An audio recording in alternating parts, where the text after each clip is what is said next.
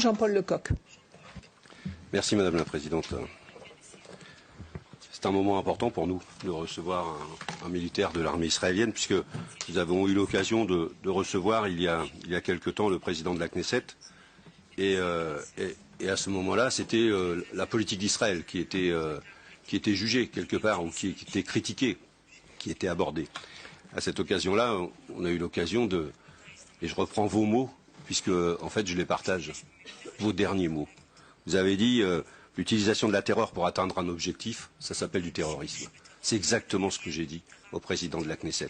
C'est que la politique qui est menée par Israël à Gaza, c'est que la politique d'apartheid qui est menée en Israël, c'est que l'ensemble des dispositions, et la dernière, et moi j'ai eu l'occasion avec d'autres députés d'aller au lendemain de l'opération Plomb Durci, rencontrer les autorités, y compris le Premier ministre, ce que votre armée a fait à Gaza à l'occasion de l'opération Plomb Durci, c'était un acte d'humiliation et vous avez semé la terreur. Vous avez broyé la zone économique de Gaza, du nord de la bande de Gaza. Elle n'était pas plus haute que 40 cm. Tous les bâtiments étaient broyés sur des kilomètres. Et ça, c'est pas un acte militaire. C'est bien un acte d'humiliation, c'est bien un acte de terrorisme.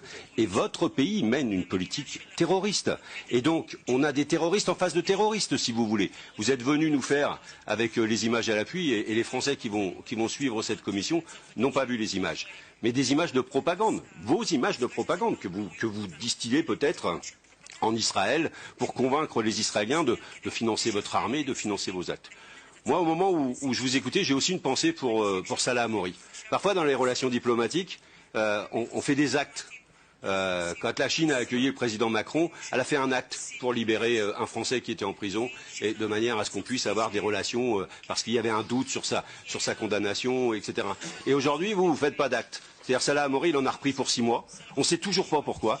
Vous prétendez une démocratie, mais vous enfermez les gens sans les juger.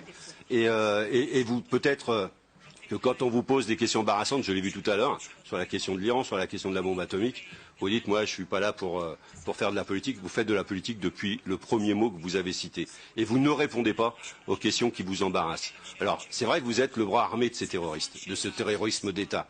Et donc, c'est compliqué pour vous de venir nous expliquer. Et je pensais que vous alliez faire ça. Heureusement, vous avez eu la dignité de ne pas venir nous expliquer pourquoi vous avez tiré sur des petits garçons ou sur des petites filles, pourquoi vous avez utilisé des armes qui font des dégâts dans les chairs des personnes, pourquoi vous avez agi de cette manière.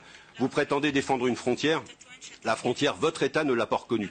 Il n'y a pas de frontière. Et la ligne de Gaza, c'est une ligne d'armistice, mais qui n'est pas, que vous ne considérez pas, vous, votre État, comme une frontière.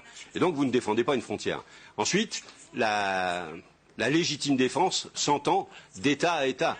C'est-à-dire, est-ce que vous avez eu en face de vous une armée qui justifiait la légitime défense de l'armée d'Israël au regard justement de la réglementation internationale. Ce n'était pas le cas.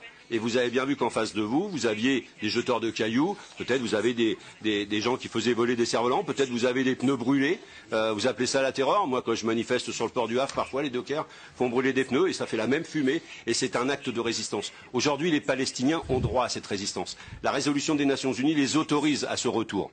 Les autorise, je termine Madame la Présidente, à retrouver leurs terres.